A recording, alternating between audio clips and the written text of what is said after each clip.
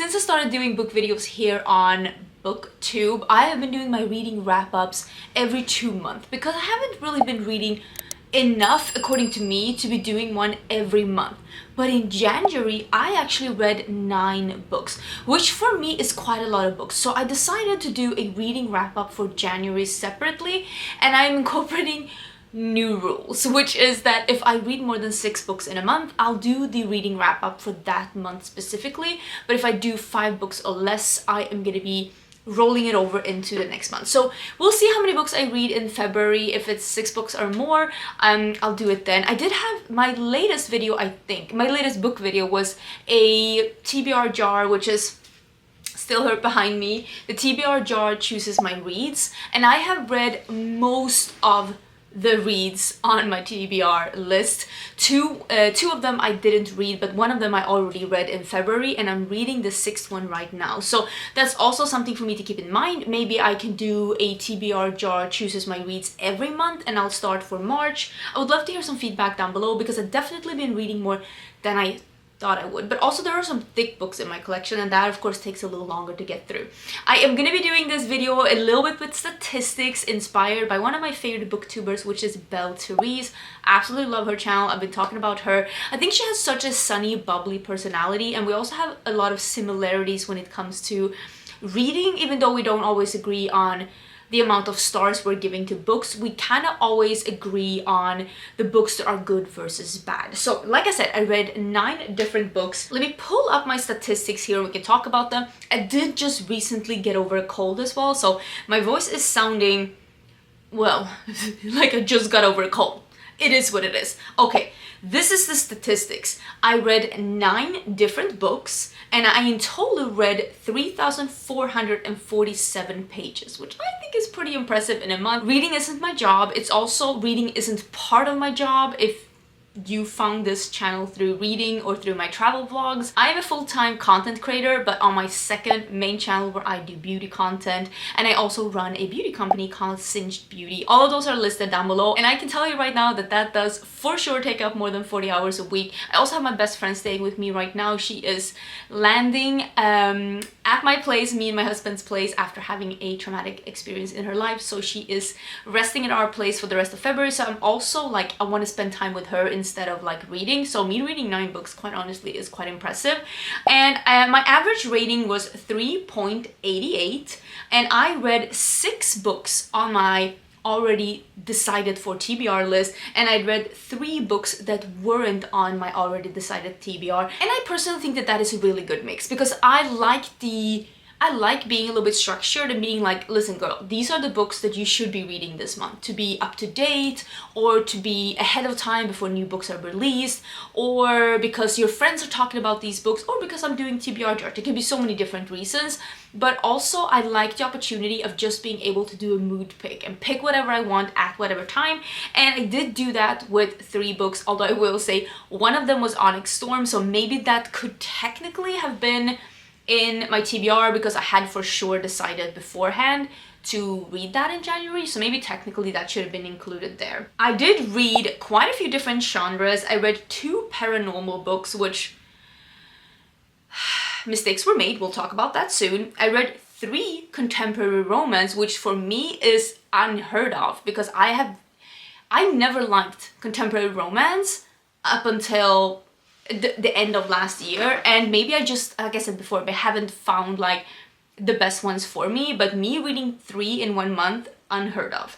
3 fantasy, which is my normal favorite category. Fantasy or romantasy are my favorite categories. And then 1 young adult, which was the first book that I read of the year.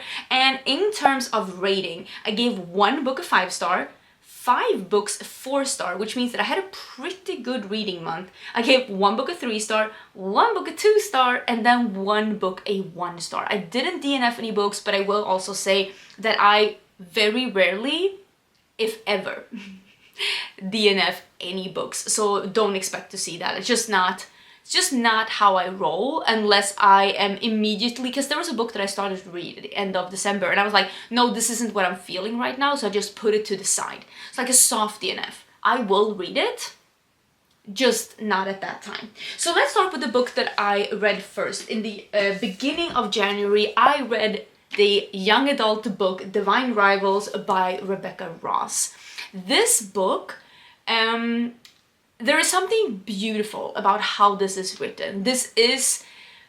I heard someone describe this as a romantasy. I would not agree that this is romantasy. This is to the point, let me start here. I gave this a 4-star. I got this from a friend, and she said that this was her favorite read of the year, and I can totally see why somebody would read this and give this a 5-star. I think it is beautifully written. What I really appreciate about this book is how quickly the author got into the plot without sacrificing world building too much.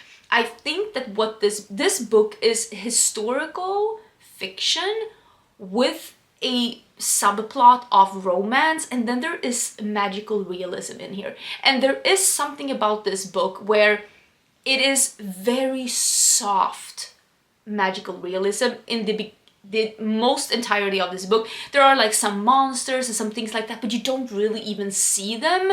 So it's almost like this just thing that's looming over you throughout this entire book. And the book is incredibly enticing. For me, the reason why I gave this a 4-star instead of a 5-star is it is not written in first person, which is something that I prefer if I am going to be very engaged with the book. I don't hate it, but I prefer it to be written in first person. And I also think that the pacing is a little bit off in this book, and I don't necessarily mean that as in tempo, because I don't think that the pacing in tempo is off, but the magic realism is so soft and lingering and looming, and up until the end, up until the last couple of chapters, where you are just thrown into full fantasy mode. And I think that I don't know what to say about that, because as somebody who loves fantasy, I can see somebody who likes historical literature or historical romance appreciate this book, because it's almost like this Second World War feeling looming over it. It feels like World War II London or something. It could be something like that, and they just travel to the front basically, but then the last couple of chapters are giving heavy fantasy, and I don't know if I appreciate that pacing. And it also makes me think, what does that mean for book 2? There's also this kind of a plot twist in this book that is painfully obvious. If you have read any kind of book, the plot twist is painfully obvious. Maybe not to the extent that it is in this book, but I can tell you there are plot twists without ruining it, because halfway through this book, nobody saw that and was like, oh, I didn't think that was gonna happen. We all knew that was gonna happen. This is about 2 rivaling journalists at a paper. They are rivals, they are not liking each other. It's hard to be enemies in an office environment. I mean, it's never really that life or death, but they're definitely rivals. They're definitely not liking each other. Divine rivals. The main female character in this book has a magical typewriter. When she writes on it, basically the notes that she is sending, that she means to send to her brother that is at the front, they magically disappear, and they end up at the rival at the newspaper. And he knows it's her, but she doesn't know it's him, and you find that out pretty quickly in the book. And basically the plot takes from there. It is a very interesting plot, but I do think that the pace, it almost is like, I don't know. The pacing of the last couple of chapters made me go like, I don't think that it's the same book. To me, it just threw me off. And I say that as somebody who loves fantasy. But I still thought it was a 4-star. I'm sounding picky. I've been talking about that for too long. Okay, this is Dawn of Onyx. This is part 1 of The Sacred Stones by Kate Golden. This is very, to me, entertaining. I give this a 4-star. Entertaining. It is pretty fast paced. It is a girl, what was her name? Arwen. Arwen is, her brother is at the war. She is living at home with her sister and her sick mother. She's taking care of them. She's a healer, and she has magical powers that she has not been able to tell anyone about. So nobody knows about it except a couple of people. Her brother comes very unexpectedly home from the war, fighting the Onyx Kingdom. They are living in what are they living in? Ruby? They live in Amber. They live in Amber, I'm pretty sure. And he comes home very unexpectedly from the war. There is a whole plot thing, and she ends up in enemy lines, separated from her family. And the plot takes from there. There's a bunch of hidden things, and you know, enemies to lovers, and who is who, and hidden things. She finds a stranger she's taken as a captive, and she finds a stranger being held next to her in a cell. And there's just a lot of plots and subplots, and you know, almost like an onion, there's more, the more you peel, the more there's under there. The reason why I didn't give this a 5-star, because I was thoroughly entertained. The reason why I didn't give this a 5-star is that there are a couple of things here that are pretty predictable, romantasy, blah, blah, blah. With that being said, I was thoroughly entertained, so I'm not complaining. I bought book 2. Listen, I bought book 2, I was entertained. And also, I think the world building is a little thin. There is a couple of, like, the map. There's not much explained about, very loosely on the surface level. There is Onyx, Peridot, Opal, Quartz, Kingdom of Amber, Garnet, and Pearl. And there's not a lot of backstory to why are these the way that they are, how come, and you know, those kind of things. And I think that if the author has spent a little bit more time explaining those things, I would probably have given this a 5-star. I also do appreciate though, because I get this feeling that, because they move from one kingdom to another, a couple of parts in the book, and I do think that maybe the author is slowly but surely gonna build on it the way that Sarah J. Maas did in ACOTAR. I mean, we didn't know much about any of the kingdoms in the first book, so I am expecting to know more in book 2, but I also will say I was hoping to maybe feel a little bit more about the world and the world building and what's behind the magic and what's behind the different countries, and that's the thing that I felt was lacking. But I was thoroughly entertained. Listen, I gave this a 4-star. I thought it was very entertaining. I'm happy I read it. Okay, I don't know if I'm putting these books in the order that I read them now, but I'm just going to pull them in the order that I have them here. I have Swift and Saddle by Lyla Sage. This is the second book in, is it Blue Rebel Ranch? I think that's what it's called. Yeah, Rebel Blue Ranch, sorry, mixing up the words. So this is one of the brothers and an interior designer that is coming to this small town in Wyoming to help him with a decoration project. They are making like a guest house or an Airbnb or something like that. I thought this was very entertaining. I gave this book a 4-star. Something I thought about this year when I was starting to read contemporary romance. A 5-star fiction or a 5-star fantasy or a 5-star contemporary romance doesn't necessarily mean the same thing. So I am gonna be very deliberate with how I rate things in their category. Because if I'm gonna be honest, is a contemporary romance ever gonna move me in the way that Pope Joan moved me? No. Let's be honest here. I think about Pope Joan at least once a week, and I've done for more than half my life. Clearly, the book made an impression. Is a contemporary romance ever gonna do that to me? No. But that doesn't mean that it can't be an incredible contemporary romance within its genre, and I truly really enjoyed this one. I think the only reason why I didn't give this a 5-star, because I mean I cried at the end. I'm a crier. Are you a crier? I'm a crier. I'm a crier. Oh, I'll cry at Disney movies. I'll cry when I see friends hug. I'll cry at anything. I'll cry at books. All the time. And I thought this was really sweet. The only reason that I didn't give this a 5-star is that the characters weren't my favorites. He is a little bit of a golden retriever, which is not my favorite type of guy. I don't want a toxic guy. Listen, I've had toxic guys. Don't want a toxic guy. But I think that he was maybe a little bit too much of a golden retriever, and I want a little bit more tug of war than that. Still, I think it's a beautiful book, and I'm thoroughly entertained by it, and I really like this series. And let me actually talk then about... So, look, do you see that? Who is she? Who is she? I made one annotation. Nope, nobody get their hopes up, okay? One. I made one annotation. This is the third book in the series. This is Lost and Lassoed by Lyla. I thought this was the third and final book, but at the end of this book, it's clear that there's going to be a fourth book. I gave this book a 5-star and immediately went and pre-ordered the fourth one. It's coming out in May. Listen, I looked. I'm excited. I like this one the most out of the 3 books. And the reason is because I feel like this book has the best communication, the most almost reasonable reason why people could be enemies, because this is a lovers to enemies, and they're not enemies, but they're like, it's so clear that they don't like each other. And I honestly think the reason why they don't like each other is so, I don't want to say believable, but like I could see that happen. I could see that happen to me. I could see that happen to a friend of mine. I could see that happen, and I like the inner monologue. I like the clear communication. Adults that can communicate. Who knew? Who knew? This is about the older brother and the best friend of his sister. I know.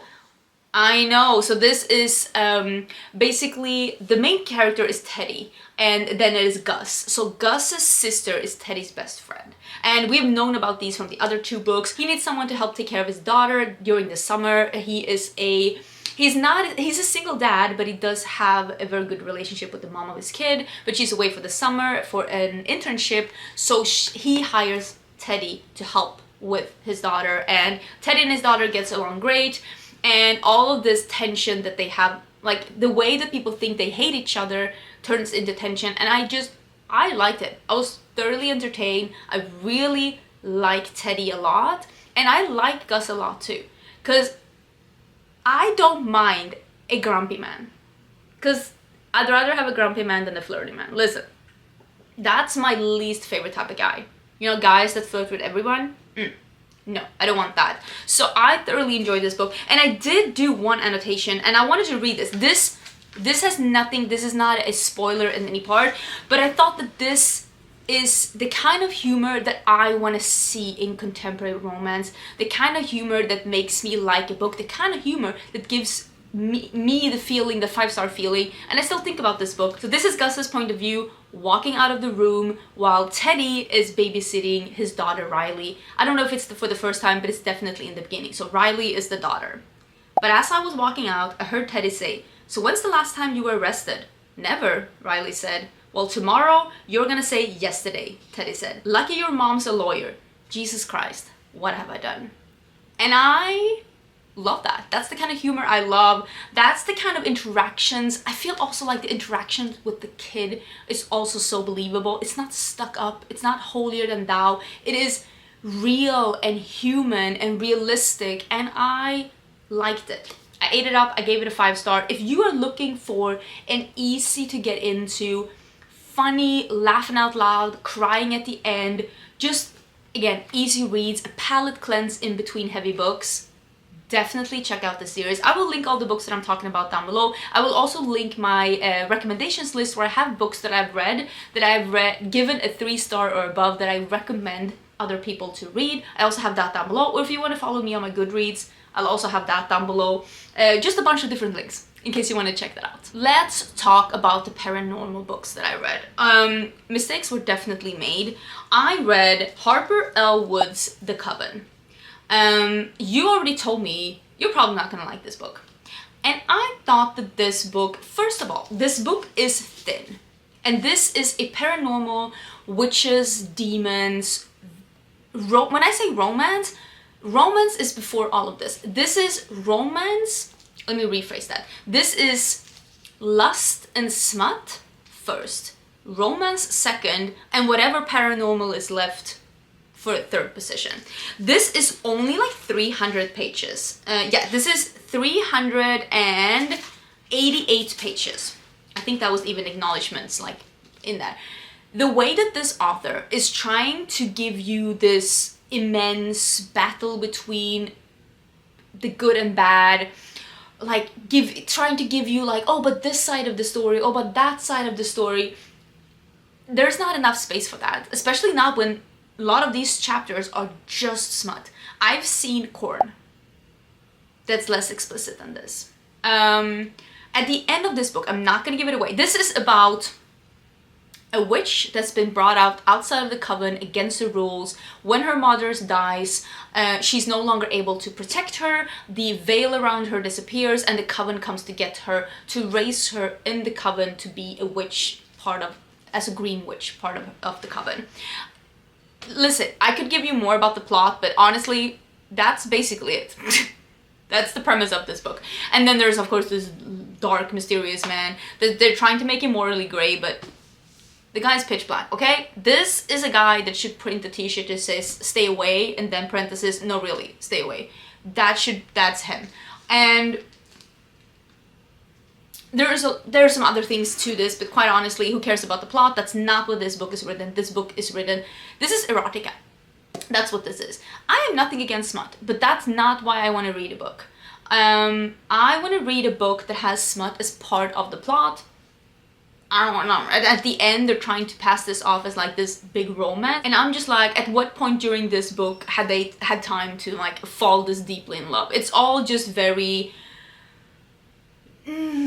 It's all just no. The reason why I gave this a 2-star. The reason why I for some reason decided to read book 2. Listen, don't hear me out, don't judge me. Okay, judge me all you want. The reason why I decided to read number 2 of this, which is called, I read that, I didn't buy it at least. Listen, it was on Kindle Unlimited. It is called The Cursed.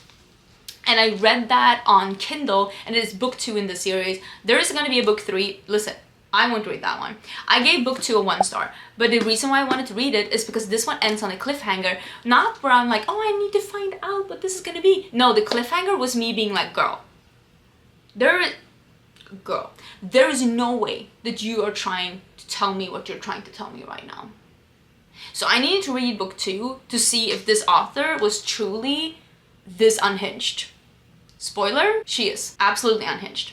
Book 2 is like, again, it is a study in erotica. That's all that book is. There is some kind of a plot behind it, but honestly, there is so much smut in this book that at one point in book 2, she meets her friends again, and I didn't even remember them because I haven't seen them for so long. This is supposed to be this battle between good and bad, but they are not leaving the shower or the bedroom, and I'm like, who are these friends? I haven't seen them for 200 pages. You're trying to tell me that these are best friends? When did she get to know them? Like, make it make sense. It was all just very, very stupid. There's also a super explicit...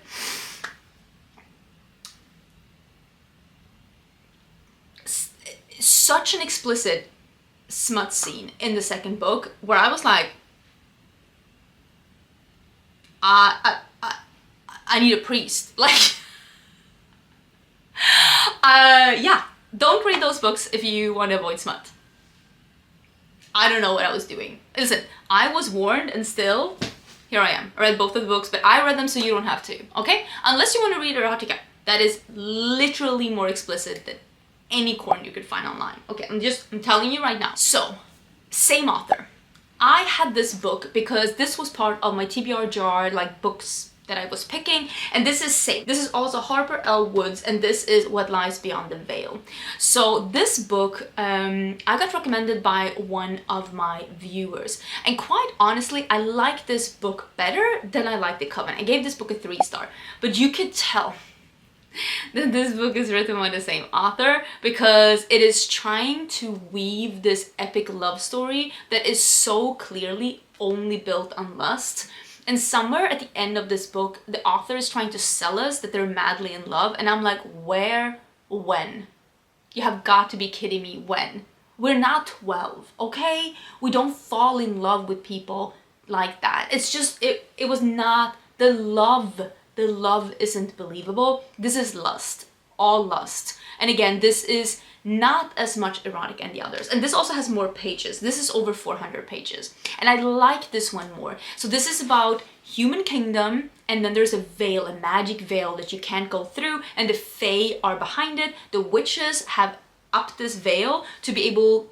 The humans think that the witches have gotten this veil up to protect the humans from the fae, and the reason why the war was between the fae and the humans is because the humans were worshipping fae as gods, and then they realized They're not gods, they're just fae. A war broke out, the witches put up the veil, and now the humans and the fae are living separately from each other. No contact in between. Humans haven't seen fae in forever. And the humans are controlled right now by two very strict gods enforced by different priests, and they're living a very pious life. And the woman that they're following, what was her name again? What was her name again? I keep forgetting names. I'm not good with names at all. Content warnings. Religious purity culture. Yeah, that is definitely what's going on. Ritualistic sacrifice, graphic violence, graphic sexual yeah, no shit. Oh shit. She had a really... Oh, Estrella. Her name was really, really pretty. That's what I was gonna say. Her name was Star.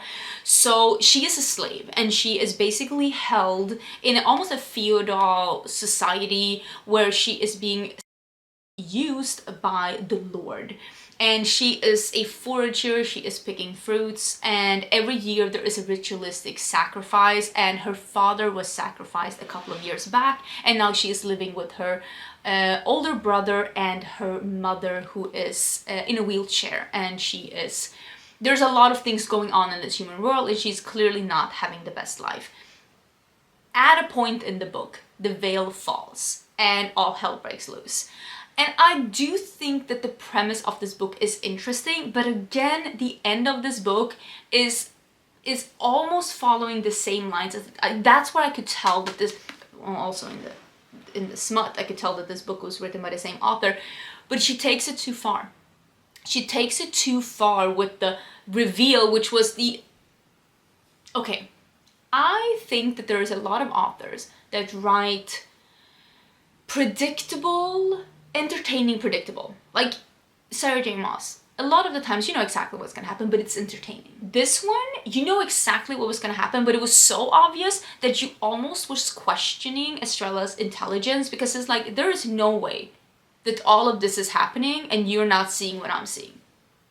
I'm sorry, there's just no way. This is written in first person perspective. I know what you know, and I cannot believe that both of us are sitting on the same information and you're not seeing what I'm seeing. So it almost made me question her intelligence, and I'm just like, it's really hard to root for someone that is just that slow. So there was, at the end, I was like, girl, she was giving that like Pikachu face. I can't believe it. And I'm like, what are you telling me? The signs were there from like page 30. The rest of us knew this entire time, and you're telling me that you're trying to be surprised? So that's the part of the ending where I was like, girl, no, we all knew. So maybe it needs to be a little less predictable, or at least written in a way where at least the main character also knows. She's not surprised. And something. I gave it a 3-star. It was entertaining. It was better than the Coven, but still, I don't know if it's enough for me to want to read the rest of the series, simply because how lust-driven it is. I don't know if that's what I'm after. Okay, let's talk about Onyx Storm. This one has not been read at all, because I was supposed to get my pre-order on Tuesday, but it came on Saturday. So I bought it on Kindle. I actually did read Onyx Storm on Kindle. This is the third book in the Empyrean by Rebecca Yarros. So it's Fourth Wing, it is Iron Flame, and then it is Onyx Storm. This is I think it's like the best-selling book in the last 2 decades. Like, Rebecca Yarros really went and did something with this book. It's gonna be interesting to see what happens with that record when the next ACOTAR book is coming out. It's going to be really interesting, because I feel like these two authors are just riling up the entire book community. I was excited to read this book. This book is kind of thick. It is, I think it's like, yeah, over 500 pages, like 520 pages or something. It is, I can't tell you what this book is about because I don't want to spoil it for you. If you for some reason haven't read Fourth Wing and you are in even the smidgetest part interested in fantasy, I highly recommend it. It is about Violet Sorrengail. She is, she's been trained her entire life by her dad to be a scribe, but the day that she's gonna join basically the war college to be a scribe, her mother's like, absolutely not, because she's the general, and she's like, no daughter of mine is gonna be a scribe. My kids are dragon riders. Go be a dragon rider. If you die, you die. At least you're not an embarrassment as a scribe. So she's forcing her daughter to be a dragon rider, and there is a resistance brewing. There is a looming war. There are there's a lot of like political intrigue happening in these books, and that's something that I really appreciate with books. I love books that have political intrigue, where somebody has thought about what would this mean, not just in moving like pieces around on the board, but being the person that moves pieces around on the board. And I appreciate that with these books. They are witty, they're fun, the dragons have a personality, and I really enjoyed this book as well. I thought this was a great book. I gave this book a 4-star. Technically, I would say it's a 4.5 star because I think it is a very, very strong 4-star, but on Goodreads, you can only give it a 4 or a 5, and I don't think it's necessarily a 5-star. The main reason why I don't think it's a 5-star is that there are some like trials and tribulations where they are traveling between different islands in the middle of the book that I quite honestly think reads very young adult. It is like, we are getting these puzzles, we are getting these different, every island means a different thing, and it turned into almost, it read young adult, even though it's not, this is not young adult, this is adult fantasy. It does have some smut in it. It is not as much smut as ACOTAR, but I definitely would say that the third book has the most smut of all the books, but I don't think it's overwhelming. And in this book, I have actually never seen smut be so part of the plot as it is here, because it is a way to, for one of the characters to see how much in control of themselves they are. And I honestly think that's a really genius way of making smut to be like part of the plot line and like actually carrying the story forward. I am truly intrigued to see what happens in the next book. There's gonna be more books. I think it's 5 books coming. I just wish that the middle of this book didn't read so young adult. I was almost bored at parts of it because I'm like, oh, here we're coming to a third island and they have this tradition, and it was almost a little bit cartoonish at a point where I was like, I don't know. There are some incredible humorous points in here where I laughed out loud, truly enjoyed myself. The end of this book, and again, I'm not going to spoil for anyone, but the end of this book made me think, oh, I wonder what this is going to be. And then I started thinking, I'm like, there's only a few ways that this could go. And I started thinking in my head. And then my friend Ali Dawson sent me a reel or a TikTok, one of the two, and it was discussing the very point that I had started churning in my head, and I'm like, oh, I think maybe I was onto something if someone was thinking the same. They had it more flushed out than I had, and I was like, yeah, that makes a lot of sense. So I am intrigued to see what book 4 is going to be. I'm also wondering if the author is going to start playing around with multiple perspectives, because so far it's only been Violet's perspective most of the time, and the last couple of chapters, the last third of this book is so action-filled and so well written. The last third of this book is just a 5-star book. It is an incredible book. I was thoroughly entertained, and the last couple of chapters are different points of view, which I love in a fantasy. That's why I love Throne of Glass, because I love being able to care about more characters than a few, and I really hope that she will keep that for book 4, and I hope that that is something we get to see, because I would love to see that. But overall, I thought this book was really good. I enjoyed it. Not a 5-star for me because of the middle of the book, but I still think it's an incredibly well-written book, and I'm excited to keep reading this series. This is definitely not a series that I am quitting on. I want to get book 4. I also noticed now that the 9th book that I have here is actually the book that I read in February. So the book that I actually read, the 9th book that I read, was the last contemporary romance, and this is Wild Love by Elsie Silver. I thought this was going to be a cowboy romance, but it's definitely not. This is about Ford Grant, who is just been named the world's hottest billionaire, and he really doesn't like all the attention. He moves out into the middle of nowhere and wants to start a record studio. And his best friend, who is not rich, who lives in this town, and that's where he met his best friend, is helping him out. And the love story is between him and his best friend's sister that he has been secretly in love with for forever. This is a pretty thick book, but I will say the writing is, it's pretty big, so this doesn't take a long time to get through. Even though this book is like 450 pages, it definitely doesn't read as a 450 page book because of the big writing and how it's like not even all the way to the ends of the page. Like this, see this as a 300-page book. That's how long it took me to read this book. I give this book a 4-star. I thought this was very, very entertaining. There was a couple of parts in here that made me not see this as a 5-star contemporary romance, mainly because I thought that the actions of the characters sometimes went out of character. I feel like the author sometimes described them as this kind of a person, and then they did the absolute opposite compared to how the author described them, and I'm like, that's totally out of character for this person. And there was a couple of instances, especially with the female character in here. What was her name? Rosie, I think. And she was basically being very firm and setting up like boundaries and being like, we can't, we shouldn't, we blah blah blah.